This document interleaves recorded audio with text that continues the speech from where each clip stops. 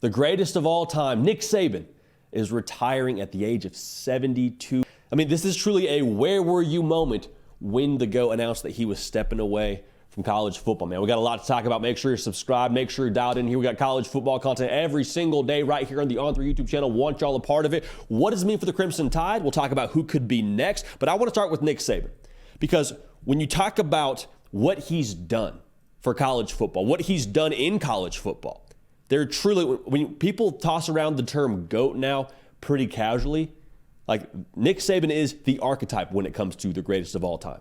And the thing that's probably most impressive to me from Nick Saban, the eras in which he's done those national championships in. Nick Saban has stood the test of time as college football has evolved and changed, sometimes for the better, sometimes for the worse, depending on who you ask. But Nick Saban has been a constant. And a big reason why he's been a constant, because he's been consistent in how he has adapted.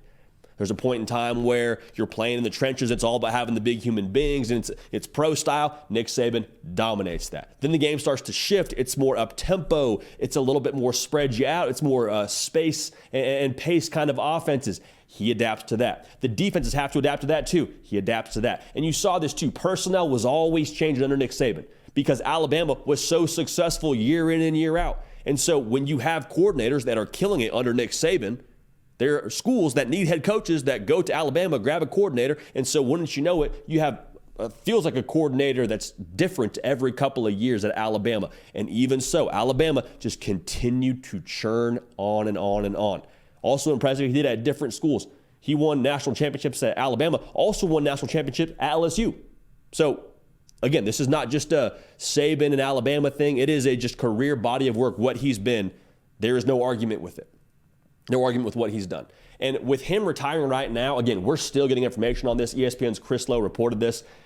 It felt like right around 4 Central today on Wednesday. Whenever you're watching this, that's kind of when this news broke. As news is coming out, to me, this feels like this is just the GOAT going out on his terms. Like, if you're Nick Saban, there's nothing else that you have left to prove. Nick Saban, I feel pretty confident, should he run it back, he could win a national championship in the next few years if that was really what he was after. But again, there's nothing left to prove. His resume speaks for itself. Heck, his name, his brand in itself. We know what it is with Nick Saban. So for me, this is him going out when he wants to go out. He hasn't lost a step. When you talk about what this year was for Alabama, I think this was arguably one of his best, if not his very best, coaching job. He had 2 different coordinators underneath him. He had a quarterback that struggled early on in the season. They adapted, another keyword, adapted like he has done the entirety of his career, their offense. He helped that secondary that had a tough outing that we saw week 2 in Tuscaloosa against Texas. They elevated their play towards the end of the season, won the SEC, got to the college football playoff after that loss week 2 at home.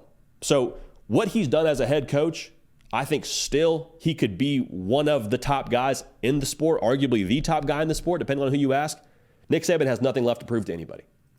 And I do not think this was a thing where the game passed him by and he felt like he had to hang it up because he couldn't go at the pace he wanted to go anymore. I don't think it was anything like that. This is the GOAT going out on his own terms. So the next part of this question now is, who's going to be the one to fill Nick Saban's shoes? First, those are extremely large shoes to fill, just so we're on the same page. But I think if you're Alabama, that head coaching vacancy is now the most attractive job in sports. I did not just say college football, the most attractive job in sports. Now, the caveat to that is you got to be the guy to follow Nick Saban. You got to be the guy that follows not just the guy, but follows the GOAT. So that's a little bit of difficulty thrown into that blender there. To me, there's a couple of names that you call right off the bat. Dan Lanning, Steve Sarkisian.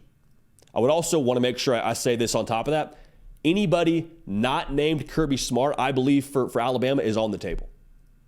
Truthfully, that's how I feel about it. Anybody not named Kirby Smart is in play for Alabama. And again, going back to who I would call right off the bat, Dan Lanning and Steve Sarkisian. Dan Lanning and Steve Sarkisian obviously both have ties to Alabama, both spent time in Tuscaloosa. And I think the other key part of this too, both guys relatively young dudes. Like Dan Lanning's not even 40 years old yet.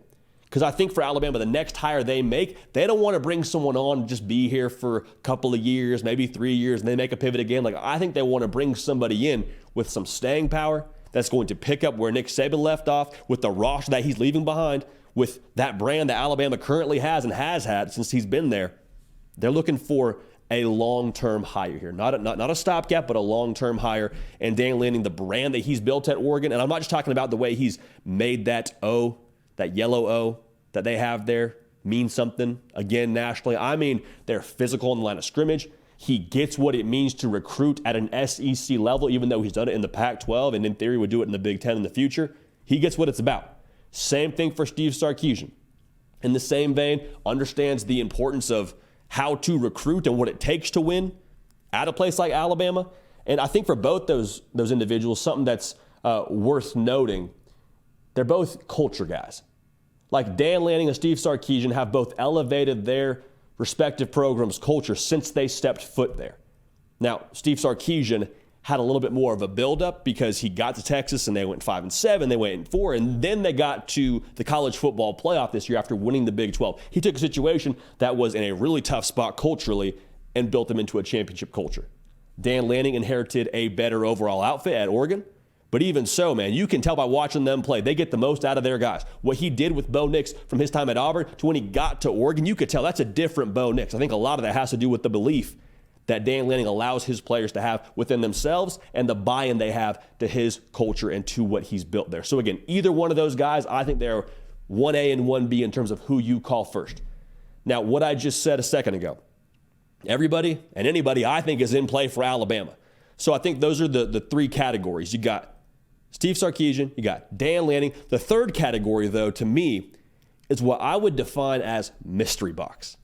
Like guys that maybe right off the bat we don't link right away to the Alabama job, but maybe one of those names that kind of lurks in the shadows for a while and we don't really hear about them until we get the report from the On3 Twitter account on our phone saying so-and-so just took the Alabama job. To me, there's a couple of names there. Glenn Schumann would be a little bit more of a risk, quote unquote, just because he hasn't had head coaching experience, but he's a guy who gets Alabama, went to Alabama, is a guy who I think would be extremely passionate about that job to a degree that maybe someone who didn't go to Alabama or hasn't been at Alabama before would be. The other name here, and this is like kind of Lincoln Riley to USC vibes, I think Mike Norvell is a name to watch. And again, he's in that mystery box. There's not a ton of smoke right off the bat in terms of who you would think about for Alabama. But going back to what we just said, they want to hire someone long-term, I have to believe. And Mike Norvell, for what he's done to this point in his career, for his success and his trajectory as a head coach, you bring him in to take over that roster, I think it makes a lot of sense. Now, a name that's going to get thrown around a lot here is Lane Kiffin. I will just say this. I personally would be surprised if he ended up being the guy. And that's not so much to say that I don't think he is a great head coach or doesn't deserve to have a conversation. I just happen to feel like, one, he's a great fit at Ole Miss, and two, Lane Kiffin beats to his own drum. And I think it takes a little bit of a fit for him more so than it would anywhere else. And again, I'm not saying it couldn't work at Alabama, but I do think that you have to adapt to Lane Kiffin. I don't know if Lane Kiffin is adapting to you. In Alabama, I think they have a way of doing things there, and I think they have a structure that's in place. And I don't know if Lane Kiffin's someone that personally, from the outside looking in, wants to fit into your structure and your way of doing things. Not that you want it. I'm just saying if he's already got a structure that's ascending and in a good spot right now at Ole Miss, would he leave for it? I don't know. I'm just saying there are more fits that make sense to me before I would get to Lane Kiffin on my list. That's how I feel about it. Lastly, Alabama is fine. I mean, I saw this news break on the Twitter sphere, and right away you're seeing tweets of the dynasty is dead, Bama's done with, it's wide open in the SEC again and things like that. Like, one, there was already a lot of competition going on at the top of the SEC, so that's first off. Second of all, the players that play the games, the talent and personnel at Alabama is still creme de la creme. Like, there is still nothing but top 2 classes at Alabama currently on campus from guys that were recruited out of high school. So what I'm trying to say is, one, Alabama can swing as far as the fence as they want to. They do not have to take any kind of risk. They can hire the very best head coach that's out there that they would like to hand select. And they got, right along with that, some of the best talent, some of the best roster in the country to put on top of it. So is Bama going anywhere?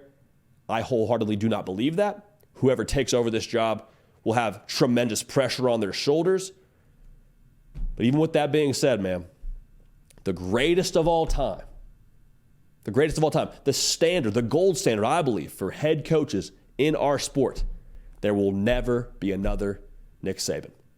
Make sure you're subscribed right here. We will talk about this more tomorrow morning live on the Hard Count, 11 a.m. Eastern. Get in here, get active in the live chat. Let me know, one, how you feel about this, and two, who you think should be the next head coach at Alabama. We appreciate y'all. We love y'all. We're going to keep this party rolling. We will see y'all next time. Hey y'all, thanks so much for watching. Subscribe to the channel here to make sure you don't miss an episode of the Hard Count. Also be sure to check out other videos on the On3 YouTube channel.